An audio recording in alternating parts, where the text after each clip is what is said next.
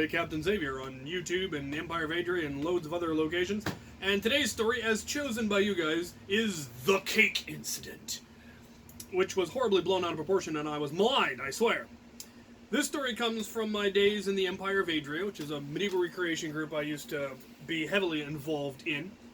And it revolves originally around a tournament that was being held by some members of ours in Kalispell, Montana, which was a long way from where I lived at the time in Moscow, Idaho. It was, I think, like a 6-hour drive or something.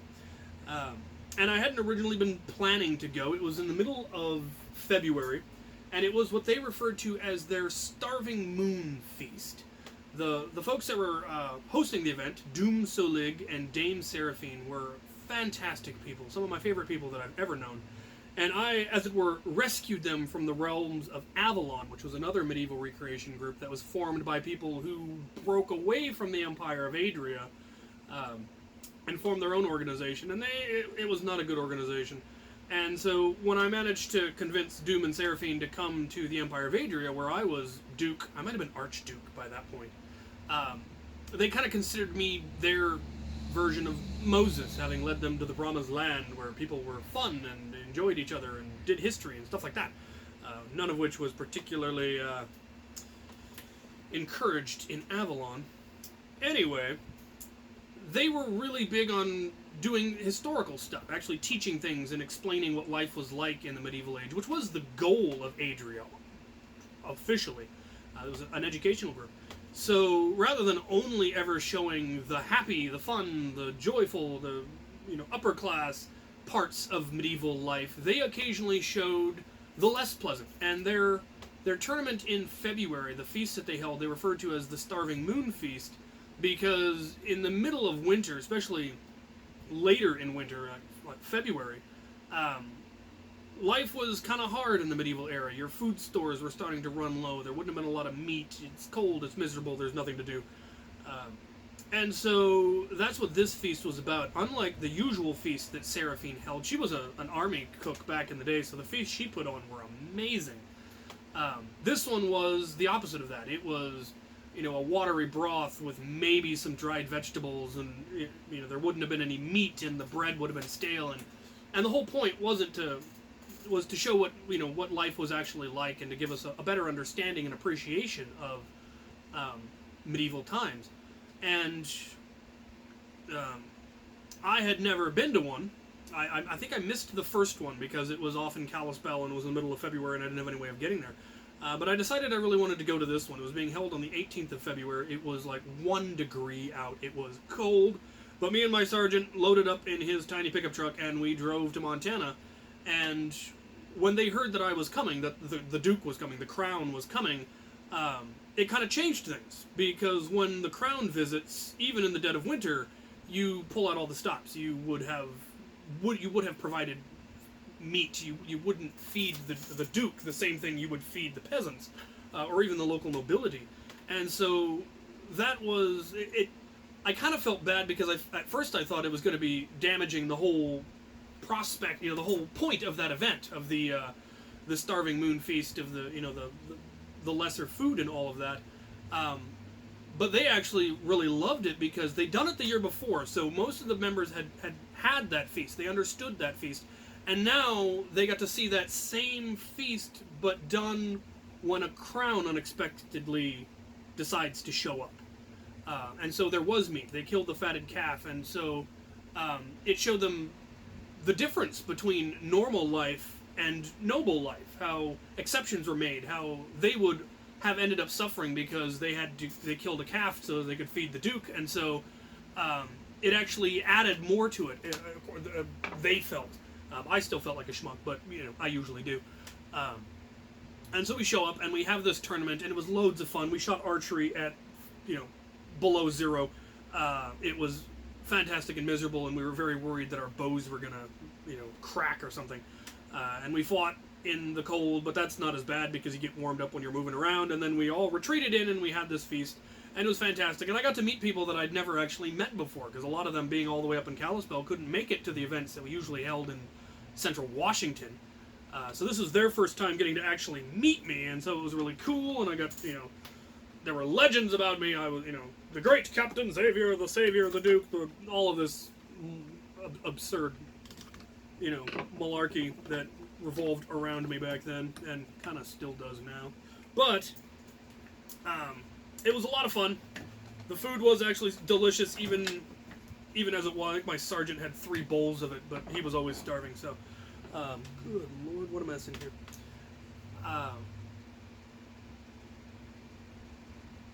Yeah, we had the feast. It was great, and they insisted that we spend the night because it was already freezing and the roads would have been a solid sheet of ice all the way back to Idaho. So we stayed the night. And the next day, as we're lying in bed and she's headed to the store to buy food because she's not usually stocked to feed 2 starving college kids for 3 days, she asked if there's anything that we would like. And I rather smugly requested a small cake. Give me a small cake. And she said, I got a sweet tooth, dude. And I go, yeah, that's it. So she goes to the store and she comes back with this little pre-cooked Petridge Farm cake and serves it to me and calls me, a brat because I was one. She absolutely loved doting on us, and especially me. And she hands me the cake at dinner, and I go, and I look at her, and in just a genuinely innocent face, ask if she has any candles. And the look, the series of expressions and emotions that went across this woman's face, first the confusion, and then the realization, and then the utter humiliation and loathing that she felt as she realized what I had done. It was now February 19th, which is my birthday, and I hadn't told her. Which means she had not had the opportunity to get presents and cook a massive feast and bake me a multi-layer cake shaped like a pirate ship or a castle or something, which she would have done if she had known, and there would have been gifts from all the local people, and there would have been a great party and all of this. The Duke is here and it's his birthday. And I took that from her, and in hindsight, I know that what I did was wrong. At the time, I was like, well, I don't want him to do that. I'll feel like a schmuck. If I show up and like, it's my birthday, where are my presents? I'd have schmuck, I'd have complete schmuck. But I hadn't looked at it from the perspective of denying them the opportunity of schmucking me out. So, she swore that she would get me back, that I had humiliated her, that I had robbed her of her opportunity, and that everybody there was going to think she knew, and that I hadn't told, that she hadn't told them, so that they then look like schmucks because they hadn't had presents for the Duke on his birthday. She was mortified, horrified, absolutely humiliated, because the Duke had been there at her home on his birthday, and all she had to show for it was a Petridge Farm cake. Ironically, the next year, she completely forgot my birthday, so I sent her a message saying, not so much as a Petridge Farm cake! You see, I can't win for losing. Anyway, she swore that she would get me back, that one day, when I least expected it, I would pay for what I had done. I'm like, okay. It took, I don't even know how long, it was at least a year in the build-up for her revenge. And she finally said that she told me that it was coming, that at the next war, I wasn't Duke anymore, I had retired, somebody else had taken over. I went back to just commanding the largest army in the Northwest. And she told me that this war, this upcoming war, I don't know, it was a crown war, or I think it was a crown war, might have been a banner war, I don't remember. That the schmucking was coming, that I was going to get what I deserved. And she didn't tell me what it was, but she told me that it was going to happen during court, and that it would be fantastic and amazing.